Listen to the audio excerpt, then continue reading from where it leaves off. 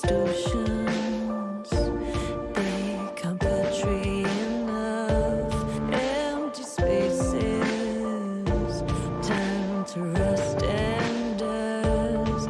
There's no wonder left for us to love. No warmth or shelter, just satellites above. All the shines, bring it back to what it's like. Make a move, do what we do. As the world cries tears in our hands, are we all part of a bigger plan? All the shines, bring it back to what it's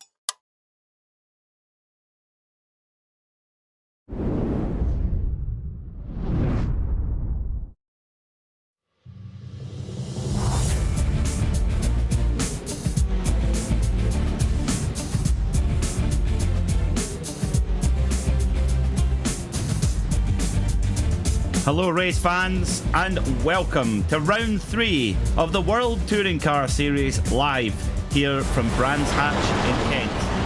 My name is Peter Mackay and I'll be taking you through all the action today alongside Nolan Rempel live here on RaceSpotTV. This incredibly competitive championship rolls on to its third round here in the beautiful English countryside. And we will have all the action of 3 sprint races here for you tonight on RaceSpotTV. Thanks to our sponsors Free M and Craig's Shet Up Shop. The drivers are in qualifying at the moment. And Nolan, you're in a more relaxed mood tonight, I can see. More relaxed mood, yes, but that doesn't mean that I'm not just as excited for round number 3 here of the World Touring Car Series. Of course, Brands Hatch, probably one of the most iconic racing venues in all of British motorsports and possibly world motorsports as well, right behind the Silverstone circuit. And you know what that means? That means we're in for one barn burner of a show here tonight. That we are. Brands Hatch is a special place, particularly for Tin Top Motorsports. We've got a number of drivers in the field tonight who are just as familiar with Brands Hatch in the outdoor world as they are in the virtual world. But let's take a look at the schedule and see what we've got in front of us in this wonderful season here in the World Touring Car Series. We started off at Silverstone 2 weeks ago with a cracker at Circuit de Barcelona Catalunya a week ago. We'll then go for a week's break after tonight's event at Brands Hatch before we return to Brazil and Interlagos. Then we go by Donington Park, the Red Bull Ring in Austria, Barber Motorsports Park, Sebring in America, Hungaroring, Mid-Ohio, Silverstone National, and then what is sure to be a game of tactical slipstreaming on the Daytona Road Course all the way at the end of April. So 12 rounds of touring car action, 3 races in each round, and at the moment, well, it's touring car star Ross McFarlane who leads the way by just 7 points from Ash Sutton, the triple British touring car champion. Corentin Guinness sits in 3rd with Fraser Smith in 4th. A good start to the season for Fraser, with Wojciech Savidovic in 5th. Then we have Sabula, Cedric, Harrison, Janssen and Evdoka rounding out the top 10 in our pro standings. But we have more to play for here. Of course, we have the AM Championship as well. That is led by, well, already a quite significant margin. Alex Neller leads the way over Oliver Peacock by over 100 points already, followed by Polishek, Gregory, Danny Lee, Jamie Rushworth, Tom Dadswell, Roberts Blackhall and Beard as well, making up the top 10 here in the AM standings. But plenty time to go in this championship. And of course, the qualifying order being set at the moment, the drivers in their qualifying session, sets the grid for race 1. But Nolan, once we get into the thick of the evening, race 2 and 3, it all starts to change. It'll follow the very same pattern that we've seen in the first 2 races of the season, right? And, you know, race 1, usually very, very clean, very civilized. Race 2, it's a little bit more out there, but overall, it's kind of that middle ground. The 3rd race, though, when you realize this is your last chance to get some serious points in the round, that is when it really all starts to kick off. And I think Barcelona was a great little track to look at for, you know, observing that little trend, because the first race almost nobody retired. I think it was only 2 cars that didn't finish on the lead lap. Come around to race number 3, how about having 10 individual incidents on just the opening lap alone, which goes to show these drivers, they can really kind of, shall we say, get their heads a little bit muddled once the pressure really starts to get to them in that 3rd and final race. Well, Brands Hatch is certainly a technical challenge, very, very tricky to get right. And, well, we have a handy guide for you, with many thanks to our very own Paul Smith of Team Mad Sim Racing. He's going to take you around the lap of Brands Hatch in his Hyundai Elantra TCR. Have a look at this.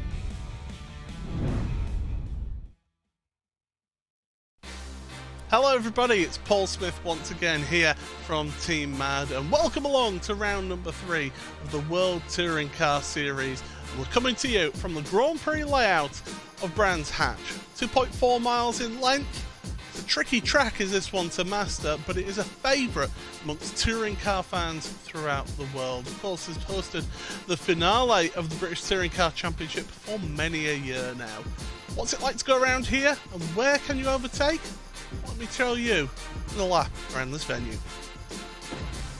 So here we are then, out on track, getting ready for a lap of this Brands Hatch circuit.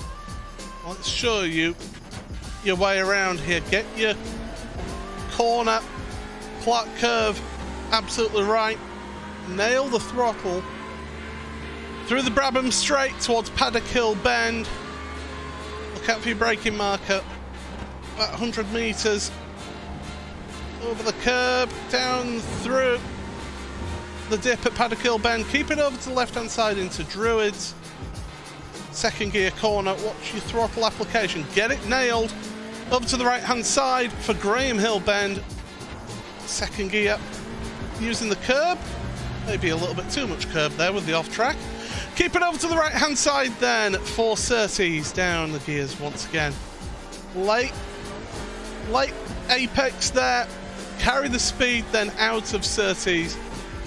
Through the little right-hand kink there that's not really a corner. Plunge downhill at Pilgrim's Drop, heading towards Hawthorne. Fourth gear corner, back end slides out, get on the power. Keep it over to the left-hand side and then down a gear again. Into Westfield, use the curbs through Dingle Dell, which is this little dip here.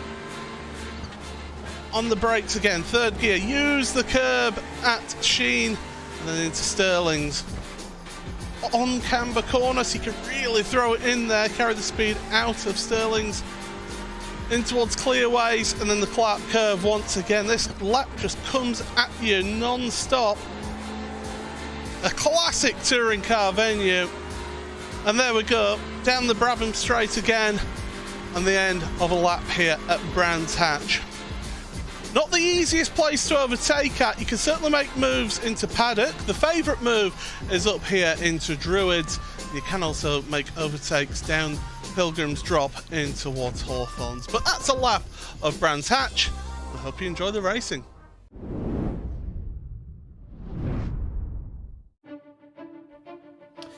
So, Kieran Harrison will start on pole position alongside his Corsim Racing teammate, Corentin Guinez. On row 2, it will be Ross McFarlane and Wojciech Savidovic. Jaroslaw Kubula and Jack Sedgwick make up row 3.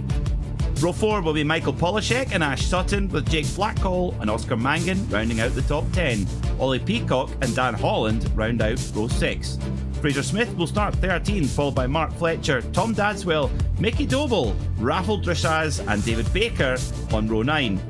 Alex Neller and Bobby Thompson round out the top 20, with Michael Evdoka and our very own Tyler Maxon on row 11. Danny Lee and Dan Camish start on row 12. Row 13 will be Jamie Rushworth and Mikel Garcia, with Bruno Carnero and Elliot Roberts on row 14, with Craig Williams and Ben Gregory rounding out the top 30. Our very own Paul Smith and Simon Field start on row 16, followed by Ashley Beard, Lee Burridge, Dean Powell and Matt Bunn. 37th will be Dan Robbins, followed by John Roberts, Robert Lundgren and Dan Murray, rounding out our 40-car grid.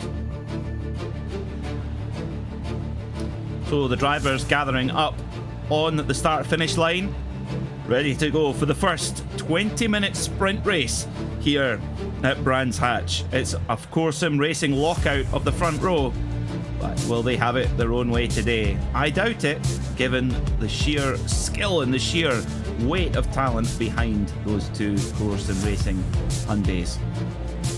Looks like we've got most of our drivers gridded up and ready to go. We'll hear these little turbocharged motors start to squeal, ready to be unleashed into 20 minutes of racing. Revs rise. And out the lights go. Green, green, green. We're racing here in the World Touring Car Series. Corsim Racing 1-2, but Ross McFarlane in the Pure Sims white and blue Hyundai. They're trying to get a little bit frisky with the back. And already onto the headlight flasher. We've got a wreck already, and it's Domino's. Domino's at the Paddock Hill bend. Deary me, Nolan.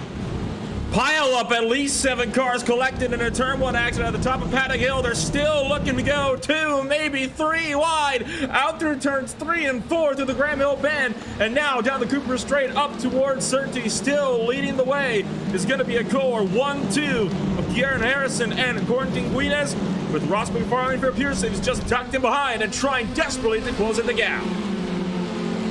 Quick correction, we have 45 cars on the grid tonight. 5 cars did not set times. They will start from the back, and we'll update on those in a short moment. We're riding on board with Mickey Doble, the star of the BMW Compact Cup racing in the UK. And one of the Napa cars is off. It's Ash Sutton. Ash Sutton, one of the championship contenders, is in the wall, and he doesn't appear to be going anywhere. So a shock already, Nolan. Sutton in the wall. And that was up at the Hawthorne bend. Thing tried to look up the inside of Michael Polisek, and it went all sorts of wrong up in front, though. Looks like things have more or less sorted out at the front of your field. And so Harrison is going to be the driver who will be leading the opening lap in the Core 1-2. That's right, yep. At the end of the lap, it's Harrison from Corrington Guinez with Ross McFarlane, the first of the pure Sims machine, in the other Hyundai Elantra, with Wojciech Savidovic there right behind. There he is in the orange and black machine, the number 80 machine in 4th place. The first of the Hondas, 6th place. Jack Sedgwick flying the flag for the Japanese mark, but still it seems, Nolan, that the Hyundai Elantra seems to be the machine of choice at this point. As it has been all season long, as you look a little bit further down the order to Danny Lee in the battle for 18th place. Tom Dadswell gonna have to try to defend up into Surtees. That's gonna get close. The Turn Motorsports muscling the number 38 out to the right-hand side of the track, but Dadswell holds on for now. Look out for Jamie Rushworth trying to make it 3 wide. Down through Pilgrim's Drop, but the 38 holds strong up in front. Lee's got the inside, but Rushworth will have to fight the outside lane all the way up through Hawthorne and then down to Derek Mitchell straight. That'll allow for Dadswell to get a little bit of breathing space up in front. Oh, we saw Yaroslav Kapula go off circuit there as well and have to allow the whole field by as well as, oh, big heavy contact. Oh, and pinball moment there for one of the boosted Hondas. That's, oh, it's Alex Nella. Oh no, now This is a bad spot. Now that was a team mad Hyundai there, and oh, it's completely blocked up. Oh, chaos in this opening race of the night here at Brands Hatch. We'll try and get another look at it for you, but goodness me, Nolan, it's been a war of attrition so far.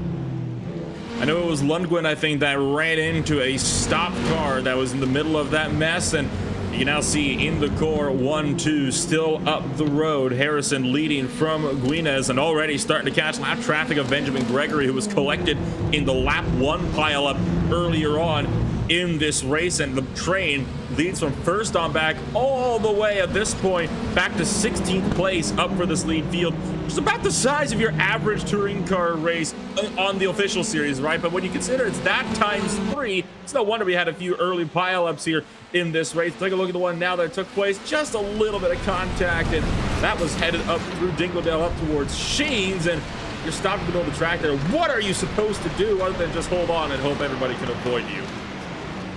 Yeah, very difficult there, and yeah, there's such a tricky part of the circuit, so fast there, and I think, oh no, oh poor Paul Smith, has he been involved in that again? He has.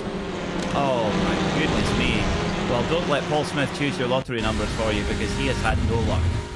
Let's get a look then, see from Paul's eye view. He gave us a great view of the circuit on our track guide earlier on. So you're coming down towards Sheen Curve here, or coming up towards Sheen Curve, I might add. Paul tried to stop, and there's just nothing he can do. No spare tarmac there. Oh. Very hard hit there for Smith. I can think he'll not be a happy man right now. It's not been a good start to the World Touring Car Series for Paul Smith. He loves this category, he loves these cars, but it's just not gone his way. And with this such a packed grid and such close, frantic racing, it's understandable that we get the odd thrill and spill. So, at the moment then, it's Harrison with the fastest lap of the race so far. From Guinez, from McFarlane, from Wojciech Savidovic, with Sedgwick now up to 5th, and Michael Polishek, the first of the AM drivers, up in 6th overall, Nolan, with the number 23 of Ollie Peacock in there too. Great start from those drivers. A great start indeed. They're going to be looking to carry that momentum throughout these last 13 or 12 and a half minutes, I should say, maybe 14 and a half minutes left to go here in race number 1. As there's a lunge as Mark Fletcher goes up the inside of lap traffic of Robert Lundgren at the number 89 car down in 43rd place, just trying to get out of the way desperately at the moment. You look towards the battle for 10th place on the road, Fletcher having made that spot up on Jake Blackhall earlier on in this lap, and now Fletcher no doubt has got the full send racing driver Fraser Smith just up the road in sight. Okay, let's go through a run through of who's had to come to pit lane for repair, and it is a lengthy list with just, well, 6.5 minutes of the race gone. Carl Janssen, Paul Smith, Tom Dadswell, Alex Neller, Ashley Sutton, Ben Gregory, Robert Lundgren, and Bruno Carnero. All of those drivers have had to come to pit lane to take a repair, so it'll be a long fight back throughout the rest of the night. But it is not done yet, of course, Nolan. With that reverse grid, there is a potential to kind of recover your night, and nobody's going to have the perfect season here. To be honest, very rarely is any driver going to have a perfect race meeting. Out in the 3 races, there's bound to be something that happens, so it's all about getting the most out of your night and trying to maximize those opportunities when they come. 2 drivers that are not looking to work as a team at the moment is going to be the number 25 of Mikey Doble, along with Dan Holland just tucked in behind him. 2 pro drivers duking it out for 15th place on the racetrack, and you know this is where it's going to get a little bit more intense for a few of these guys out here in this field, is when you get some of those battles that like to go side by side, especially through these little kinks, because we've gone over this many times before here on RaceSpotTV, but we're gonna have to reiterate that again. You cannot go side by side through these kinks. You can't do it through Westfield, you can't do it through Sheens. I've seen many people try. I don't think about once though have I ever seen it actually fully work out, and even that was with both cars rubbing doors against each other.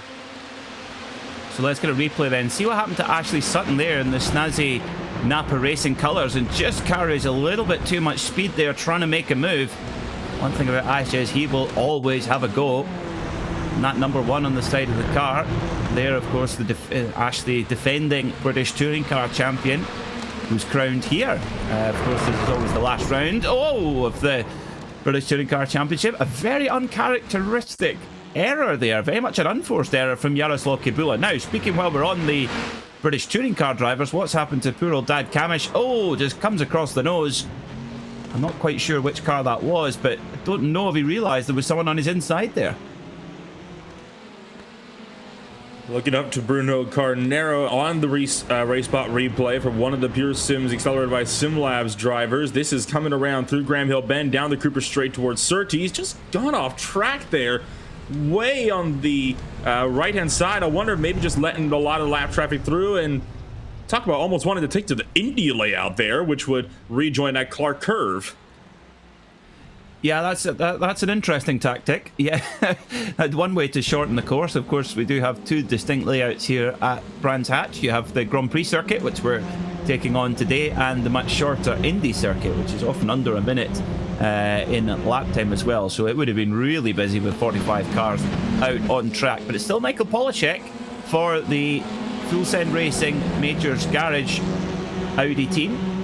Of course, the Audi RS3 LMS TCR, the more, should we say, the more established car in the TCR category here on the iRacing Simulator. And only very recently, the Hyundai Elantra and the Honda Civic added to the mix, and they've really injected some real energy into this this category, and that just shows with the amount of entries we've had for this World Touring Car Series as they swoop through Graham Hill Bend.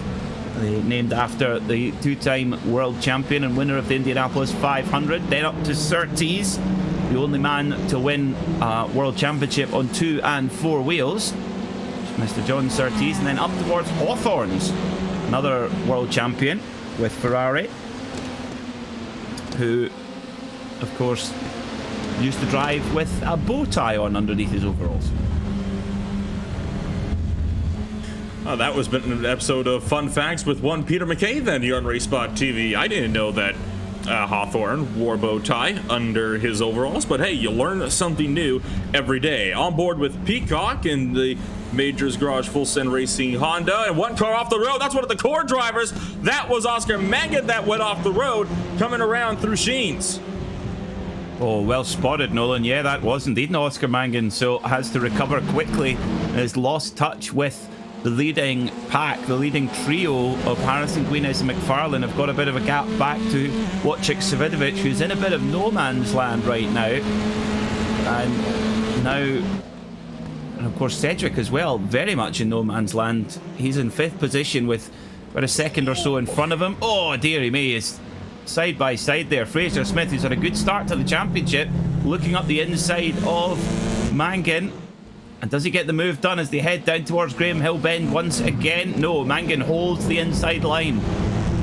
Right on the defensive and forces Smith to take... Oh no, in fact forces Peacock. Fraser Smith's a little bit further up ahead. It's Peacock in the Honda. Of course, same livery. It's Smith in the full send Audi.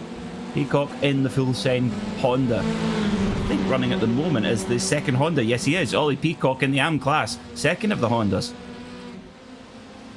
And the number 79 car looks for the outside around Mark Fletcher up towards Hawthorne Bend. Nothing doing, though, for the number 79, and that'll allow Fletcher to hold on to 10th place for now, but he does have Ollie Peacock just up the road who's going to be trying to find a way past, and they're both being held up by Mangan at the moment, who looks like may have been a bit caught off guard and unsettled with the rhythm from his little off at Surtees just one lap ago. And up the inside now, up in towards Sterling's is going to be one Bobby Thompson working his way past Jake Blackhall. Yeah, Bobby Thompson, former driver in the British Touring Car Championship, and now getting into the sports car racing world. Raced in a CWS Engineering Ginetta at the Dubai 24 Hours a couple of weeks ago. So good to see Bobby out there racing, the man from Essex. And running up in 12th at the moment, running very, very solid is Bobby. And running in the Hyundai Elantra. Of course, in the British Touring Car Championship, we neither run TCRs, we run a specific British touring car for that championship, but also we have the Hyundai i30 rather than the Elantra. But I have to say, I wish we did have the Elantra because it's a lovely looking machine. Now, looking at the two leaders, the Corsom Racing pair of Kieran Harrison and Corentin Guinez. Now, is that Dan Camish or is that Ash Sutton behind him? But regardless, they're both a lap down. And it would be Sutton tucked right in behind Guinez at the moment. Third car in line in the main train. Of course, you then have the likes of Ross McFarlane, who no doubt he's still going to be trying to break up the core 1-2, and with still over 5 minutes left to go, McFarlane definitely has got some time yet to be able to work his way up there, but that time is starting to slowly slip away, as is the gap towards the race leaders, which is only starting to grow so far as this race progresses on into its closing minutes. Yeah, this is interesting. We've seen the two Corsom Racing teammates run, Kieran Harrison and Corentin Guinez running in a flying formation before. Will they hold it again tonight? We've seen Kieran Harrison be very quick, very good in qualifying and in race 1, but he's really not had the rub of the green at all in race 2 and 3, and that's really kept him away from a championship charge at the moment. But it's a long season to go. Of course, here at Brands Hatch, it is really a classic circuit in the United Kingdom, home to the finale of the British Touring Car Championship and the British Superbike Championship. But they've actually been racing here since 1928, where they held a race between cyclists and cross-country runners. And the runners won, Nolan. How does that make any sense? You wouldn't think that would be a possibility. They must have been. Did they put a load of fat guys on the bicycles? Maybe. You would hope so, because otherwise I don't see any other way a cyclist could lose. That's true. That's true. Unless it was particularly muddy and the bikes got stuck, I'm not sure. But that's one bit of Brands Hatch folklore. As Fraser Smith leads the very long train going all the way back, pretty much constantly all the way back to Mickey Doble in 16th place. Just one constant train, and Fraser leading it confidently. Of course, one of the reasons why the Brands Hatch circuit is so wonderfully undulating, that's what gives it such a great character and such an exciting layout to drive, is actually because it used to be a military vehicle park in the war, and it was bombed quite regularly. So all these dips and swales and hollows, that's how they came to be. The way things are looking at the moment, we might be getting a few more little swells in the surface here before this is over, with how many drivers are trying to make so many of these aggressive looks to make up these positions at the dying minutes of the opening race. You take a ride on board at the moment with one Mark Fletcher in the 111 right behind the Hyundai Elantra of Ollie Peacock, who is still trying to Close up to Oscar Mangan just up the road with Michael Polasek up from him. Fraser Smith heads the train, leading from 6th on back to about the 13th position before things start to taper off. And just look at how fine the margins are all the way through Hawthorne Bend. There's almost nothing between these cars, and you have to imagine that soon Mangan's going to be looking to break up the full set racing duo. Is he going to try to have a look up at Sheen's? Thought he might. He had a look to the inside through Westfield Bend, but it was nothing doing for the number 99. Yeah, Mangan's got to, really got to get a shift on here as well. And of course, the driver in front, Michael Polishek, is in the AM class as well, whereas Mangan is in the Pro class. So he'll want to get by and try and get those points. But he's very much surrounded by a full send racing triumvirate here of Smith, Polishek, and of course Ollie Peacock there, just at the back of shot in the full send racing Honda. And there goes Mangan. He's put his nose up the inside at Paddock Hill as they head up towards Druids, and Polishek just slams the door and said, nope, not this time. Oh, but he's gone wide. Is Mangan going to be able to get a run now as they head down towards Graham Hill Bend? And Mangan's left out to dry, and Ollie Peacock says thank you very much, and oh, biff! Oh, that's some touring car stuff right there. Oh, Oscar Mangan will not be impressed. And Ollie Peacock trying to look back for the race lead as Fletcher sends it up the inside of Mangan. Now this battle between Peacock and Polishek is for the AM class lead in this race. So these pro drivers are going to be furious that they've been held up by an AM class battle, but these AM drivers, they're not going to be wanting to let the pro guys through by any stretch of the means. We're caught them behind, and it looks like the 79 sent way wide through Hawthorne Bend and down the Derek Minter straight. He'll lose at least 5-6 spots. And now there's nobody standing between Peacock and an AM-class win other than Polishek. Okay. Well, let's see how it shakes out as well, because Polishek and Peacock, of course, are teammates. Remember, both running in the Majors Garage full sound racing outfit, but it's Audi versus Honda here as well. Polishek has the lead for now, but Peacock is right on his case. Will there be any team orders? They will be connected by voice chat, so there'll be interesting chat going on here as well. What is the policy at full send racing as they go over the stripe? And I think this will just be, it's going to be very close whether we force an extra lap or not. I think we maybe will. So, and there goes Peacock down the inside of turn 2.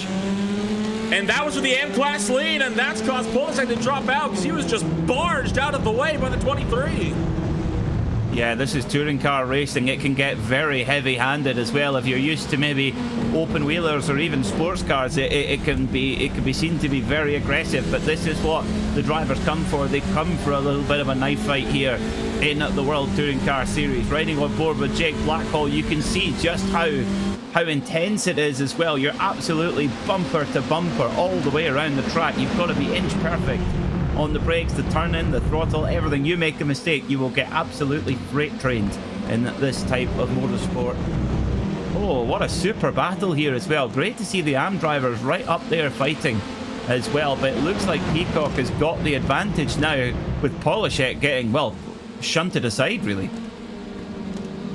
10 seconds on the clock, and I believe Harrison will make it around to the start-finish line in time. We are forcing another lap in race 1 at Brands Hatch, and this is going to be huge for guys like Ollie Peacock and Polishek, who are going to be looking to retake lost ground. As just in behind in the battle for 8th on the bottom right of your screens, you see Fletcher looking outside in a Paddock Hill, but Peacock hangs on for the time being. Fletcher trying to cross him over up towards Druids, but Peacock defends, forcing Fletcher over to the left-hand side. More contact, the triple one sit wide. That allows Mangan to throw his hat up the ring into the inside line, but Fletcher hangs on to 8th for now. Oh, tell you what, Ollie Peacock does not give any quarter at all, does he? He really holds his line firm and makes it clear, if you want to go by me, you're going to have to really try hard to get past. So final lap here of race 1. We've still got 2 more to go. How much can we handle in one night here on RaceSpotTV? It's Kieran Harrison and Corentin Guinness who lead by, to be honest, an ominous 3.2 seconds from Ross McFarlane, who sits in 3rd at the moment. Here comes Mickey Doble in the Hyundai factory colours there, the blue and red machine there. trying to get Oh, up into the top 15, and oh dear, she is getting close. Oh, contact everywhere. The 79 sent wide again through Westfield, and that's going to put Avdaka and Doble side by side up towards Shades. Well, they tangle, but at the front, it's all plain sailing for Corson Racing. Kieran Harrison wins here at Brands Hatch with Corentin Guinez right behind, flying formation. So who's going to get the last spot on the podium? That'll be Ross McFarlane, but here comes Ollie Peacock then. Can he take the AM class win? Yes, he can. In 7th overall. A great haul of points for the full send Honda driver. Oh dear. What a heart-starting race to begin proceedings. So it's four Hyundais from the first of the Hondas, Jack Sedgwick, then the first of the Audis, Fraser Smith, to make up your top 6. Well, what do you make of that, Nolan?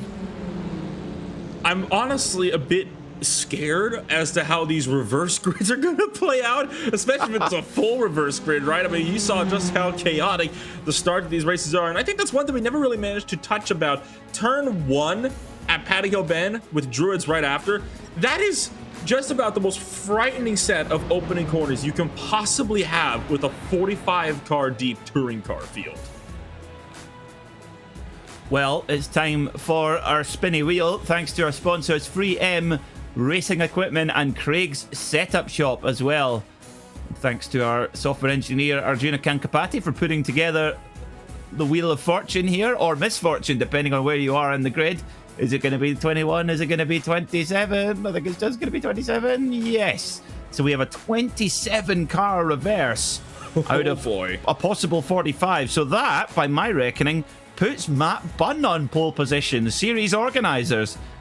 Now, send in your conspiracy theories on a postcard. I'm only kidding. Kieran Harrison wins by 0.3 of a second from his teammate, Corentin Guinez, who hold a pretty significant margin back to Ross McFarlane in 3rd. Wojciech Savidovic was 4th. Jack Sedgwick in the first of the Hondas in 5th. Fraser Smith was the first of the Audis in his Majors Garage full send racing machine, and Ollie Peacock in his little Honda wins in the AM class and 7th overall. Mark Fletcher was 8th, followed by Oscar Mangan, and Michael Polishek rounds out the top 10. Bobby Thompson was 11th, followed by Jake Blackhall, Dan Holland, Mickey Doble, and Michael Ivdoka. Rafael Drachaz was 16th, followed by David Baker. Jamie Rushworth, Danny Lee, and Craig Williams rounds out the top 20.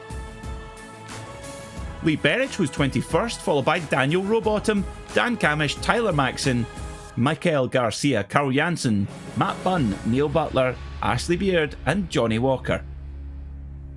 Yaroslav Kabula was 31st, followed by Elliot Roberts, John Roberts, Simon Field, Dan Robbins, Adam Hedgecock, Dean Powell, the luckless Paul Smith, and the first of those more than a lap down, Ashley Sutton and Tom Dadswell round out the top 40. And the last few, Ben Gregory, Robert Lundgren, Dan Murray, Alex Nerer, and Bruno Carnero. Wow, I'm at a bit of a loss for words on what this first race ended up being. I mean, you look really at even like the top one, the results, and nothing has changed. It's just 1, 2, 3, 4. You know, 5th place moved up 1 place, but then you look further back to the likes of Bobby Thompson, 20th to 11th place. You look at Carl Jensen, 41st to 26th. Daniel Rowbottom, 45th to 22nd. It shows just how chaotic of a race these types of races can really be. And with 27 cars being flipped around, you know that it's only going to ramp up even more coming on over into the second race on the night. That's right, and I noticed just as we were running through the grid there as well, we're going to have a few real-world drivers out in the quite up near the front of the field. Daniel Rowbottom finishing in 22nd, so with a 27-car reverse, he's going to be right in there as well. Dan Camish finishing 23rd, both of those drivers from the British Touring Car Championship. And Tyler Maxon, of course, from the Michelin Pilot Challenge, a Hyundai factory drive, finished in 24th, so he will be starting right up the sharp end as well. But my pick for race 2 is Carl Jansen in 26th place, so he'll start on the front row of the grid. Carl Jansen, the Super Swede, watch out for him. That is a bit of an interesting factor so far we've seen all year round, through the first 2 meetings, I should say, thus far. Every time you get a reverse grid, it's not the case of, in other series where you would have the drivers that, won the race start back at like 27th place or so, and they'd be fighting their way up to the front, and they'd be leading the race game within 4 or 5 laps. So far, nobody that has won a race has been able to repeat that win with the reverse grid. I find that to be a relatively interesting little tidbit, and you have to wonder if maybe the amount of cars there is and how aggressive they can fight together makes it so that by the time they find a pocket of air where they could actually get the foot down, there's just not enough time for them to make it all up, so they're just stuck battling with other drivers that they happen to be around. I think that's what makes this championship so exciting, the World Touring Car Series. Because the fact that we've not seen a multiple winner yet, it just says it all about how competitive this championship is. And we have some of the best drivers in the world in a TCR machine on the iRacing platform. Guys like Kieran Harrison, Corentin Guinez, Ross McFarlane. They are the best of the best in this type of car. And well, it's they've when we see these opening races where they cruise off into the distance, you think, oh dear, we're in for a demolition job here. But as you rightly say, Nolan, it doesn't often end up that way. There is a little bit of Russian roulette going on in the mid pack. And I think that is what allows for a lot of these races to be entertaining. And I have a feeling that's part of what actually contributes to a lot of these major incidents that you see in the opening laps on these reverse grid races. It's because these guys at the back, that are starting near the back, they realize that there's not a lot of time for them to get up to a point where they can contend for a race win. So they have to fight extra aggressively, through the first couple of laps, just so they can try to get themselves into race winning position. But so far, nobody's been able to do it. You can't necessarily fault the drivers for it, because that's just the way touring car racing is. But I think that is something to keep in know, that I think it's a lot of these guys just getting a bit desperate, realizing that if they don't make those spots up within the first couple of laps, they're not going to be able to throughout the remaining 15 minutes or so of the races.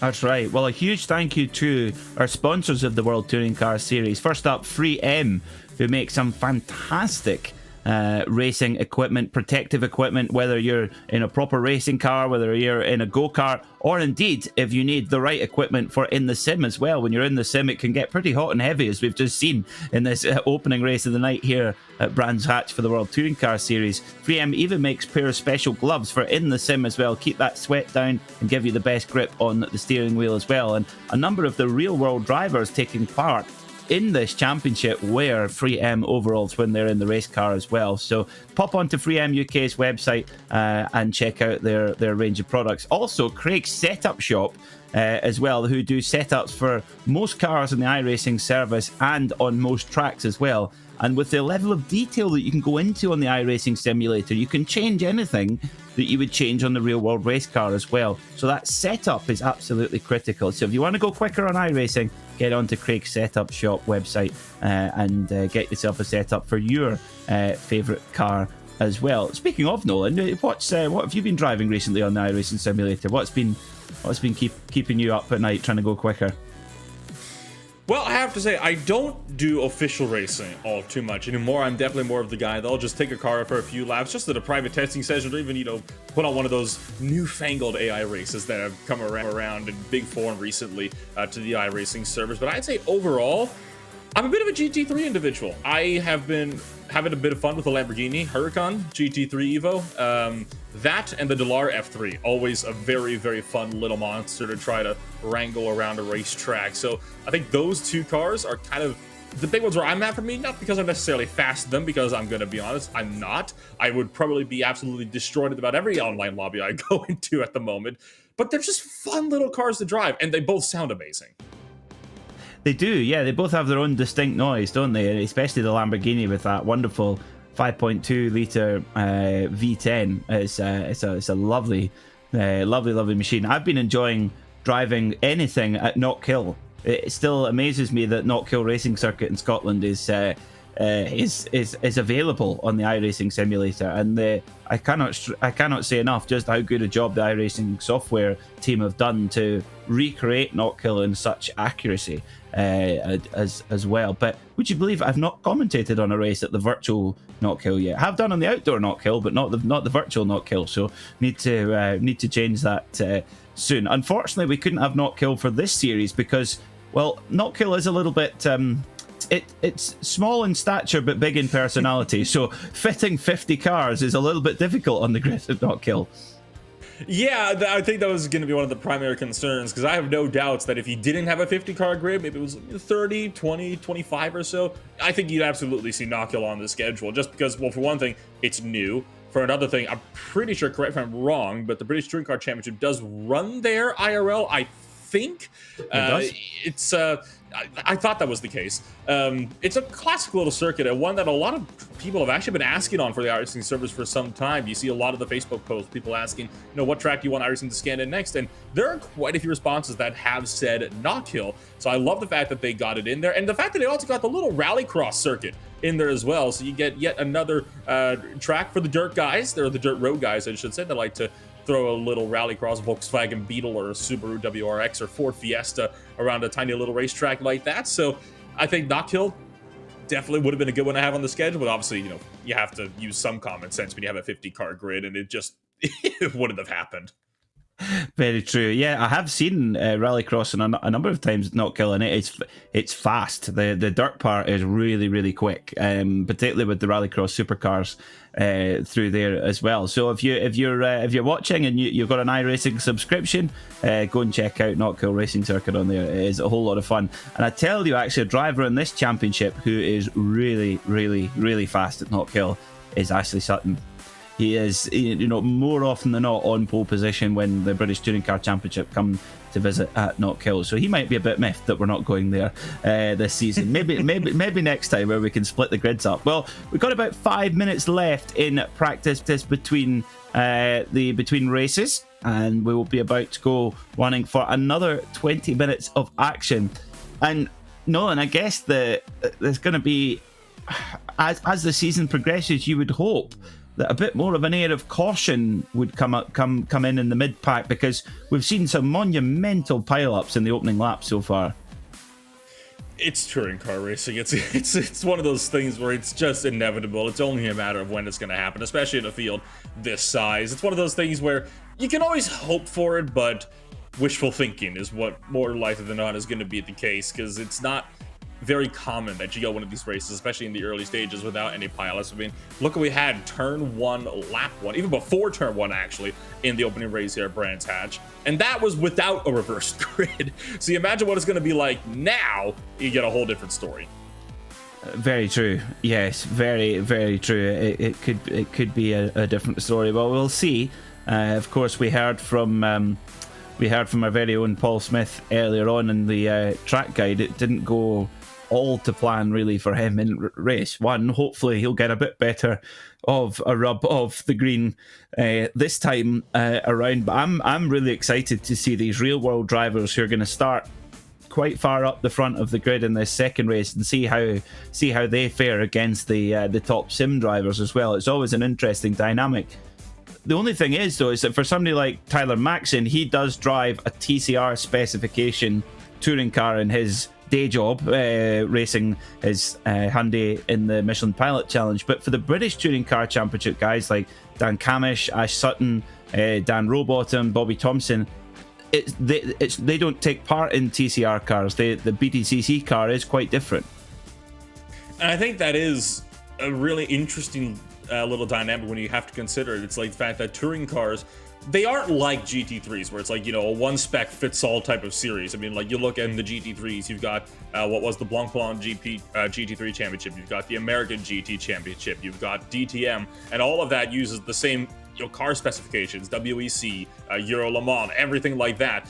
But the touring cars, it can vary so greatly. You look at the touring cars they use in the Michelin Pilot Challenge, which are the touring cars, by the way, that iRacing has introduced, not the British touring car ones. You would think they were two completely different classes altogether.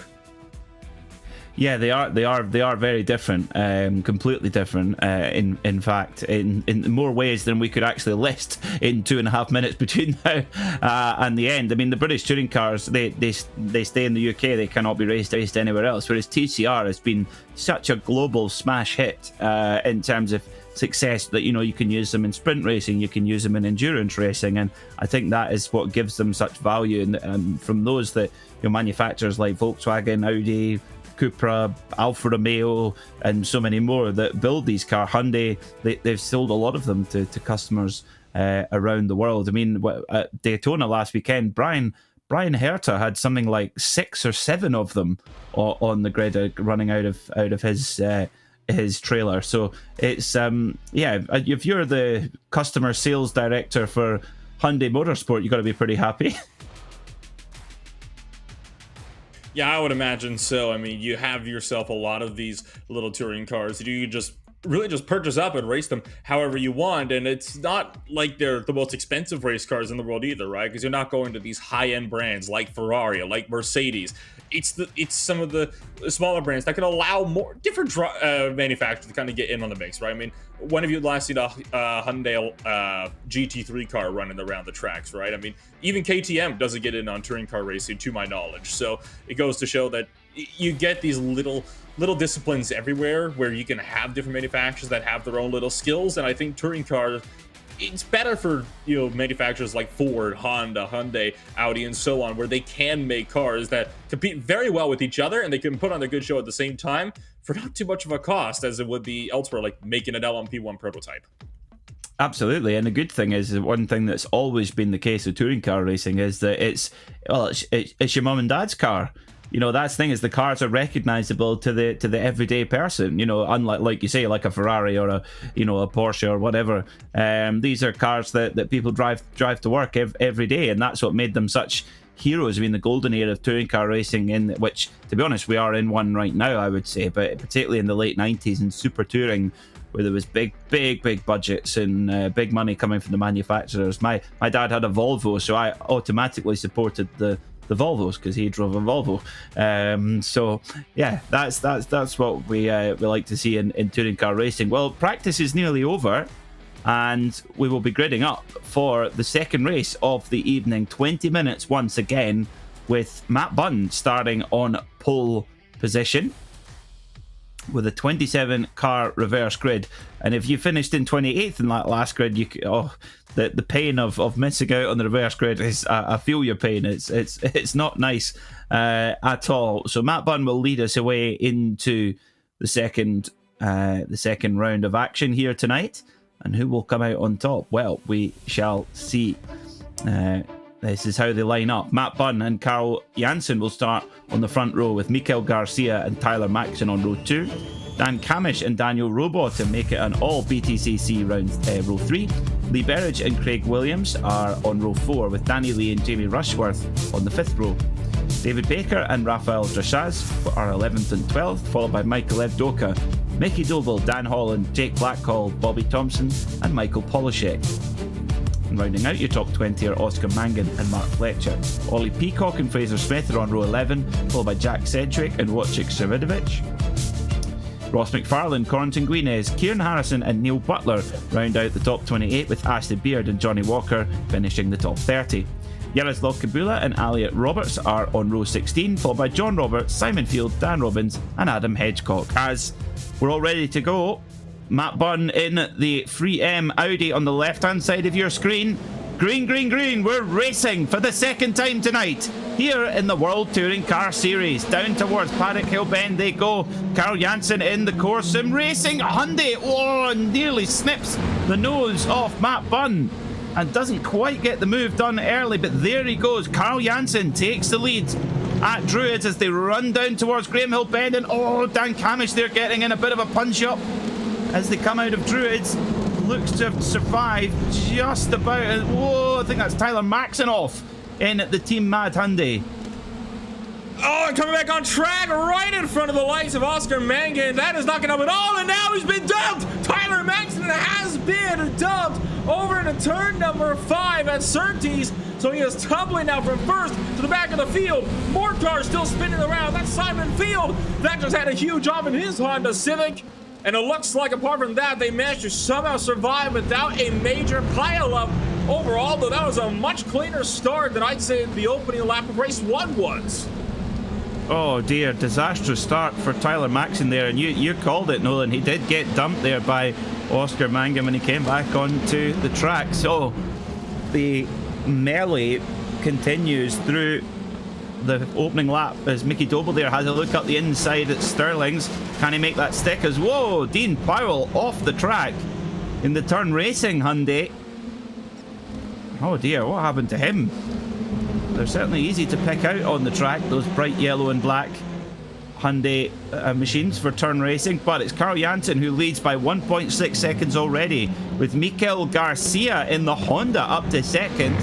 Matt Bunn making it 3 manufacturers in the top 3 in the Audi RS3 for 3M. But look who's there right behind in 4th place. Daniel Rowbottom has got away clean in the Halfords Hyundai. I know at one point in this championship I'm going to call it a Halfords Honda because that's the real world. Oh, Biff! Oh, dearie me, that was one of the core sim racing giving Mark Fletcher a big help. Was that Mangan? I think it was. That is correct. That was Oscar Mangan, and I have to say, I think Fletcher just kind of turned in, didn't realize the 99 was up the inside into Graham Hill Bend. Mangan's still looking to be put under fire this time by one of the full center racing drivers. He's looking to have a look up the inside, potentially up in towards the Hawthorne Bend and deeper on the brakes for Mangan on Mickey Doble. And there you can see one of the Turn Motorsport machines, Matthew Bunn. This is coming down the hill up towards Sheens. Battle for P7 looks like it's going to be settled for now. Still got just about everybody running in one long touring car line back towards the tail end of this field. It's a Shinkansen of horsepower here at Brands Hatch as Danny Lee has a look out the inside in the yellow and black Turn Motorsport Hyundai. Oh, can he get the move done? No, Matt Bunn toughs it out on the outside. They head down the Brabham straight up towards Paddock Hill, one of the real helter-skelter corners. Try and hang on and not run too wide because you can easily find that gravel trap. Whereas Danny Lee holding the tighter line on the inside as well. Oh, he's getting a big help from behind there as well, but refuses to be ruffled. And now is Danny Lee going to have to give best? I think he is actually. Oh, he's going to get freight trained here as well. If you give an inch, the rest of the field will take a mile out of you. And that is exactly what's happened to Danny Lee there as well. He's got totally freight trained and now is being hung out to dry as the field go flying through. Got barged out of the way by both Jamie Rushworth and Bobby Thompson, and you saw Michael Avdoka tried to do the same up through Surtees, but it just didn't happen as Lee was able to carry more momentum around the outside line. Look behind at the Sim Racing 79 car. Didn't get passed up by Mickey Doble. He tried to have another look, but instead just ran wide himself. This is what happened to Dean Powell on the opening lap. Oh, just got sent up into Sheens, and that is going to be a hard tag with the barriers. And I believe that is what's seen at the moment Powell out of this race, along with so they have to Kieran Harrison apparently just up the road as well. That's around one of the boosted drivers. Oh, and a full send car getting sent around, and that was in the Sterling, the boosted car to the wall, and Harrison followed him through. Oh, just the bad luck continues for Kieran Harrison. He does everything right in the qualifying and in the opening race of the day, but just cannot get the run of the green at all. No luck whatsoever for Kieran Harrison in these reverse grid races. Really, not really. He didn't have anywhere to go there. Oh, got a number of cars off. Oh, it's Fraser Smith. Fraser Smith in one of the full send Audis and rejoins. Oh, in really precarious position. Now, who was the other car? It was a Hyundai. Oh, good spot, Nolan. Oh, dear. Let's see what happened then. Smith goes up the inside and Blackhall, well, shuts the door. I don't think Fraser was quite expecting it, but Fraser Smith appeared to be going in there a little bit hot, would you say? Oh dear, this is chaos. Yeah, that was John Roberts just behind. He took a look at a second replay that happened. It was John Roberts and Harrison, speaking of the devil, that had the exact similar situation happen. So 2 cases really, really quickly. A driver is not just shutting the door, but slamming his shot on somebody's shin when they already had their foot in the door. Well, well, well. Well, it's a good start from the 2 British touring car stars of Daniel Rowbottom for Halfords Hyundai and the Napa Auto Parts Hyundai of Dan Camish there as well. Of course, the reigning Porsche Carrera Cup champion here in Great Britain and moving back to the British Touring Car Championship this year with Napa Ford. And they're running very strong with just shows you actually, Nolan, with that good qualifying position, they're able to let their racecraft take over from there as, oh, Adam Hedgecock gets nerfed and then turns into a Honda-shaped projectile. Well, number 13 on the side of the car. It's not been a lucky day for Lord Hedge. Now, oh, big crash up into turn number 1. Whoa. It's going to be a pile up. Daniel Lee kicks it off, and Michael Evdoka for Pearsons goes off into turn number 2. A tremendous incident. That's got to be one of the bigger ones on the day. Daniel Lee went wide through 1. And we were talking about this, about how hazardous that gravel trap can be before we started this broadcast here tonight. If you remember, he clipped the tire barrier at the end of the gravel trap. right, well, let's get a look then as well. So Danny Lee, oh yes, this is a classic Brands Hatch incident, and oh, just too adventurous. And Mickey Doble involved, one of the Pure Sims Audis. I think was that Evdoka. Oh my goodness me, chain reaction. Yep, that wall has bitten a lot of touring cars in its time, believe me. Most of the drivers do a superb job to get through. So this will give us a better impression here. Riding on board with Danny Lee in the turn racing Hyundai. Just keeps the foot in and can't quite hang on to it. Bang, that wall sticks out. I think Oh, that 79. I think it's Dressage he takes with him. 79 of Dressage, and Mickey Doble involved too. Dear me. Oh, there's another collision on the front straightaway. You saw that right behind there into the pit wall, and we'll look at what happened to Evdoka now in the hits and miss. He took one of the harder hits of the wreck, though, head on into the guardrail. Just got clipped as he came back onto the track. All four was up the ground and pirouetting through the air. Managed to get it rolling, though. I'll give him that. The car never actually came to a full stop in that wreck. No, he did keep it going, that's for sure there. But one car who did slip through was Ash Sutton in the number 1 machine. He's up to 13th place. He's got Jack Sedgwick ahead in the Craig Setup Shop Honda, but he's got 2 very quick drivers behind. He's got Corentin Guinez, who placed 2nd in the opening race, and Oscar Mangan, who's a man on a mission as well to recover some lost places from race 1 as well. But we're getting some word that Ash Sutton's accident in race 1 was due to having the ABS switched off. So these cars have anti-lock braking systems, like you would get in your road car, but many race cars do without it. But usually if you've got a car with ABS, you want to know it's working, and turns out that Ash had it switched off and had forgot to switch back on again. It's Ollie Peacock getting roughed up big time here, and who is that? Was one of the core cars. Oh, gets involved in a big wreck. Was that Harrison again? No, it's Mangan. Oh dear. Talk about getting ganged up on by both Core and Pearsons there. Fulson caught in a bit of a sandwich and just got pinballed off of both of them into the pit wall and took Mangan with him. Yeah, very strange one there as well. So not a good night for Oscar Mangan, but somehow he's carrying on. So whatever damage there is, it's not holding him back too much. There's Ross McFarlane. We haven't talked much about Ross. He's just so stealthy. He finished 3rd in the opening race, and he's just picked his way through the field from 25th on the grid, and he's now up to 10th and makes a good move there on Rushworth. In fact, on Dressage, my apologies. Rushworth is next up on the list for him. But a good drive so far from Ross McFarlane, former ARLTC champion. Looking back what happened here to Tyler Maxson. This was early in the race, I believe. So the number 35 car having some more struggles, it would seem. Too deep, almost. Oh, and just gets turned. Coming on up through Surtees. Just a bit too opportunistic, cutting across somebody else's line. And what goes around, it comes around. We'll look back up to the side-by-side battle. This is getting intense. Look out for the 79 of Draxcast trying to get past Sedgwick while keeping Ash Sutton at bay. Sutton swung out to 2 wide through Westfield, and that allows for Guinez to try to look out the inside. One car off into the grass. That's one of the Hondas. Peacock comes back on track, and actually he's going to get the over-under on Kabula because of that. All the way down in towards Sterling. It's just a maddening fight for positions all over the place in this little shot on the racetrack. Yeah, it's getting very up close and personal between championship contenders Corentin Guinez in the white and orange Hyundai Elantra and Ash Sutton in the blue and yellow Napa Elantra. Oh, Daniel Rowbottom.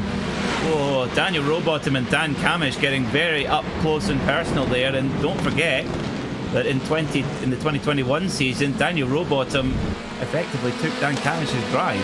So I don't know if there's any love lost there or not, but a little bit of rubbing and racing there going on, but all carrying on fine.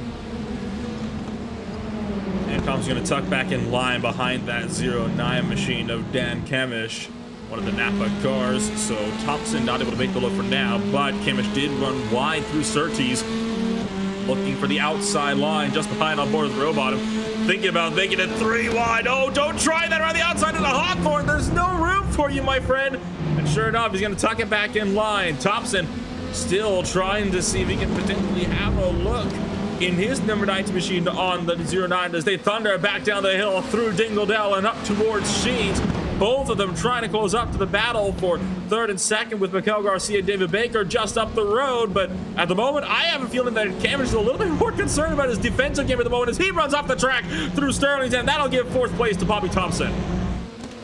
Wow, this is like British Touring Car Championship reloaded here as well. Bobby Thompson, Dan Kamish, Dan Rowbottom. Goodness me, if all we need now is Paul Smith doing karate, and it'd be like ITV4 on a Sunday. Fantastic. 7 minutes to go here at Brands Hatch in race 2 of 3. We ride on board on the nose of Dan Rowbottom in the Halfords Cataclean Hyundai Elantra. Bobby Thompson leading this trio of real-world drivers here as Kamish. Oh, Rowbottom maybe could have quarter paneled there, but decided against it. And there's the move. Oh, firm move there from Rowbottom and barges Dan Kamish out of the way. And Kamish, I wonder actually if Kamish maybe got a slowdown penalty there by being pushed wide. I don't know, but he's got back going again, and he's got Jack Sedgwick all over the back of him. Don't look now, but just behind, McFarlane and Rushworth also looking aggressive. Both of those drivers, once again, for the Pearson's crew, trying to close in the gap. Williams thought about looking up the inside of Kamish, but it was no doing so far. One car into the grass just in behind. That was the number 79 car again, still in the fierce fight of his own.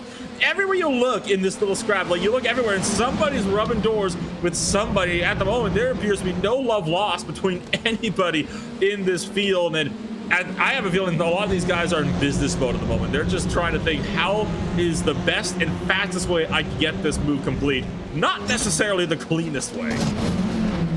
Yeah, there's definitely an air of urgency, but with only 6 minutes on the clock, can you blame the drivers as well? As Jack Sedgwick is looking to tuck the little nose of his Honda up the inside here. Can't quite, well, he does in fact just get it done. Craig Williams, his teammate there just on the left of Shot, who runs a little bit wide. Is that going to allow Sedgwick to move by? I think it might well do. Sedgwick with the red bonnet, Williams with the blue bonnet, and Ross McFarlane, just the wily fox that he is, just makes his way up quietly through the pack, up into 7th position, and that is why Ross McFarlane is a champion touring car driver here on iRacing. Kamish is off! Yeah, Kamish, I think he's just parked it. He just went off, and it almost looked like he had some sort of technical failure there.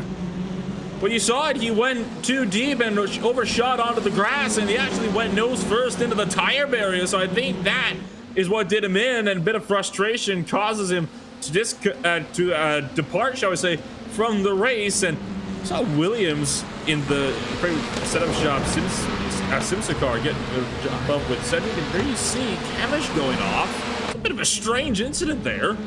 I think that's got to be a technical issue. Either that, or he's pulled up on. He's decided to just park it and give it up. That's the only two explanations there. It doesn't seem like a mistake, but nevertheless, this is the view from the inside of the punch-up from Yaroslav Kabula's Hyundai for Semper Racing. Now in 10th place, with a commanding advantage in the AM class, Jamie Rushworth in the number 3 machine doing a super job, right behind triple British Touring Car champion Ash Sutton, who also has had a very strong run indeed in this race. Up to 9th place, the leading real-world driver at the moment is Bobby Thompson in 4th. But we should probably mention Carl Janssen, Nolan, because he's walked off with this to frankly, a yawning chasm of an advantage. 9.5 seconds back to David Baker. Absolutely stunning. you have to wonder. I have a feeling the only reason why he got that lead is because everybody behind is in scraps just like this one, and they're just holding each other up as Kabula takes the inside away from Matt Bunn, who is going to try to power through and maybe get a bit of a better run down through Pilgrim's Drop and up towards Hawthorne Bend. And looking like we could be having a bit of a scrap a little bit further up the road. I believe this is going to be the likes of Kabula and Matt Bunn. Right at the tail end of this shot, really. This is for 17-18 as Kabula goes off the road, comes back on safe and sound. And now Matt Bunn trying to see if he can maybe work with it a bit as well, as the 11 car having to scrap it out. Oh, clips the grass. That's going to send Bunn way too wide up through his sheens. Oh, Matt Bunn, after such a strong run from the front of the grid, goes off the road. Keeps himself out the barrier, though. So, still in the top portion of the field. So the M-Class driver will still score some good points if he can finish where he is. But we always say here on RaceSpotTV, if you've dominated the race from the front, it's likely you won't. You know, we feel bad because we won't get much TV time. But if you win a race without much TV time, that means you've done it absolutely perfect. But one driver we don't expect to see this far down the order is Wojciech Savinovic in 26th position. There he is in the number 80 car on the left-hand side of shot as Johnny Walker tries to serve up a pass. Savinovic looks like he's maybe nursing something here as well. Oh, nothing wrong with the headlight flasher though. There it goes. And Walker with the crossover through Graham Hill and down to the Cooper Straight. It looks like Walker will have the inside line up through Surtees. Can he hold it? No, he can't. Savinovic going to be up now into the 26th position, trying to close up to Michael Evdoka as you look on board with Jonathan Walker just tucked in behind. Okay, let's see what Johnny Walker can do here. How's that for a crossover? Savinovic there in the Hyundai and Evdoka in the Audi. Evdoka, of course, had a great round at Silverstone in round one. And this is side by side through Sheens now towards Stirling's. Jonathan Walker getting the perfect look at all this as well. Goes for the cutback. Here he goes, and Savinovic gets aggressive there as well. Gives Evdoka a big old shove and said, yep, nice try. And here comes Jonathan Walker now as Evdoka tries to gather his thoughts a little bit as well. This is superb touring car racing as well. Now, are we on to the final lap, or are we going to force one more? We are. This is the final lap. Barney the flag man giving it full beans with the white flag. That doesn't mean he's giving up and going home. That means we are on the last lap.